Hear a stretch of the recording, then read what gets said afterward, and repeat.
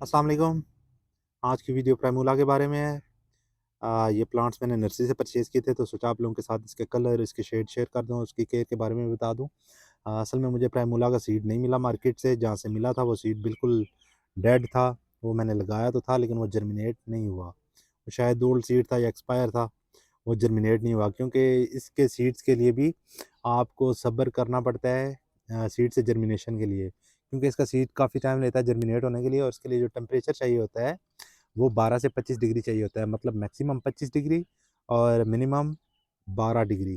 जब तक ये टेम्परेचर मेंटेन रहेगा तो आप प्राइमूला के सीड इजीली ग्रो कर सकते हैं। और इसके सीड ग्रो करने का तरीका ये है कि आपने इसको कवर नहीं करना, सीड को आपने पॉट फिल करना है, मट्टी बराबर करनी है ताकि उसमें एयर पॉकेट्स ना रहें। और उसके बाद सीड ऊपर स्प्रिंकल करके बिल्कुल हल्की सी लेयर कर दें कि आपके जो सीड हैं उनको सूरज की रोशनी और धूप दोनों चीज़ें बिल्कुल क्लियर मिलनी चाहिए, तब जाके इसका सीड जर्मिनेट होता है। और रेनैनुकुलस की तरह इसका सीड भी काफ़ी टाइम लेता है, तकरीबन मिनिमम आप कह लें 20 दिन और ज़्यादा से ज़्यादा 40 दिन।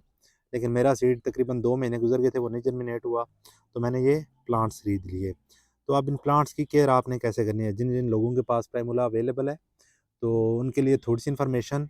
सबसे पहले मैं स्टार्ट करूंगा कि अगर आपने तो इसको लगाया हुआ है ज़मीन में, तो इसके लिए लोकेशन ऐसी होनी चाहिए कि जहाँ पे शेड रहे, मतलब छन के धूप आए वहाँ पे। अगर तो ये बिल्कुल फुल धूप में लगा देंगे आप तो ये अच्छे से सरवाइव नहीं करेगा। मतलब ये शेडी प्लांट है, आप इसको शेड में लगा सकते हैं।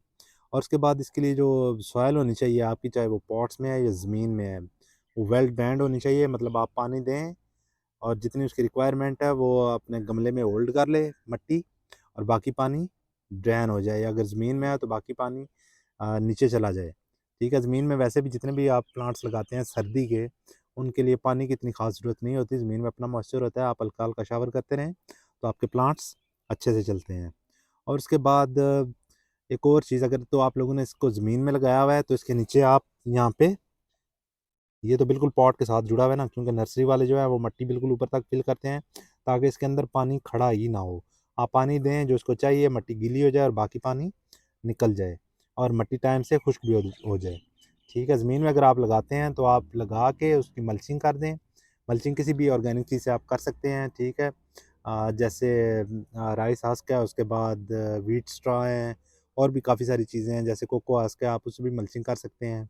कोयलों से कर सकते हैं, लेकिन पानी कभी भी ओवर वाटरिंग नहीं करनी। ठीक है, और मल्चिंग करने का एक फ़ायदा ये होता है आपकी जो ज़मीन है वो मॉइस्ट रहती है और बार-बार आप प्लांट्स को पानी नहीं देते। और दूसरा, इसको जब पानी देते हैं तो उसके पत्तों पे पानी नहीं गिराया जाता, इसके पत्ते रॉट हो जाते हैं और आहिस्ता-आहिस्ता आपका प्लांट डेड हो जाता है। कोशिश करें सरफेस एरिया में पानी दें, पॉट्स में लगा हुआ है तो बिल्कुल मिट्टी पे पानी दें, पत्तों पे पानी ना दें। और उसके बाद अगर इसकी फर्टिलाइज़ेशन की बात की जाए तो उसमें आप बैलेंस फर्टिलाइज़ेशन इसकी कर सकते हैं, मतलब एनपीके दे सकते हैं 20-20-20। और उसके बाद जो वाटर सॉल्युबल फर्टिलाइज़र है एनपीके, फ्लावरिंग प्लांट्स जितने भी हैं उनको आप एनपीके ही दें तो बेहतर रिज़ल्ट मिलता है, क्योंकि उसमें सारे एलिमेंट्स मौजूद होते हैं, माइक्रो न्यूट्रिएंट्स भी होते हैं कुछ एनपीके में जो मिलती हैं इंपोर्टेड, तो आप वो यूज़ कर सकते हैं। और कभी भी ओवर फर्टिलाइज़ेशन नहीं करनी किसी भी प्लांट की, आपके प्लांट डेड हो सकते हैं।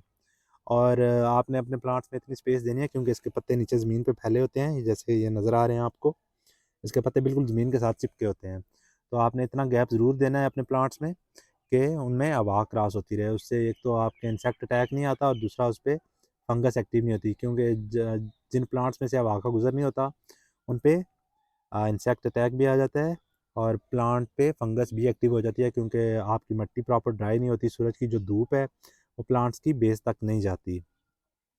और ये विंटर का प्लांट है, ये तकरीबन 10 डिग्री से लेके 20 डिग्री तक इजीली सर्वाइव कर जाता है। रात को जो ओस पड़ती है या जो कोहरा पड़ता है, आपने इसको उससे बचाना है। ठीक है, और इसको ऐसी जगह पे रखें जहाँ पे दिन के टाइम फुल धूप ना मिले, छन के धूप आए इस पे। और दूसरी बात ये है, अगर ज़्यादा आपके एरिया में गर्मी है तो इस प्लांट ये जो प्लांट है ये सर्वाइव करना इसका मुश्किल हो जाता है, क्योंकि इसको ठंड चाहिए होती है। और जितने भी सर्दी के प्लांट्स हैं वो बिल्कुल ओपन में खुश रहते हैं, लेकिन इस प्लांट की आपने केयर करनी है डहलिया की तरह, क्योंकि डहलिया पे भी जब कोहरा पड़ता है तो उसके पत्ते जलना शुरू हो जाते हैं, तो इस पे भी जब कोहरा पड़ेगा तो उसके पत्ते जलते हैं, पीले होके ख़त्म हो जाते हैं, तो आपका जो प्लांट है वो डेड हो जाता है। पानी कभी भी अवर नहीं देना आपने, क्योंकि इसको पानी इतना ज़्यादा अच्छा नहीं लगता। सॉइल आपकी मॉइस्ट होनी चाहिए और परमानेंट मॉइस्ट होनी चाहिए। बिल्कुल ड्राई भी जब सॉइल होगी तो इसका प्लांट इशू करेगा। आपने हर वक्त सॉइल को मॉइस्ट रखना है और ओवर वाटरिंग कभी भी नहीं करनी है। ओवर वाटरिंग करेंगे तो रूट्स गल जाती हैं और आपका प्लांट डेड हो जाता है। और जब इंशाल्लाह ये सीड्स पे आएगा तो इसकी वीडियो फिर एक दफ़ा मैं अपलोड करूँगा। इसकी सीड कैसे कलेक्ट करते हैं। फ़िलहाल तो ये अभी इसने फ्लावरिंग स्टार्ट किया। आप देख सकते हैं 3-3 4-4 फ्लावर हैं हर प्लांट पे। मैं क्लोज़ लुक दे देता हूँ इसके कलर्स की।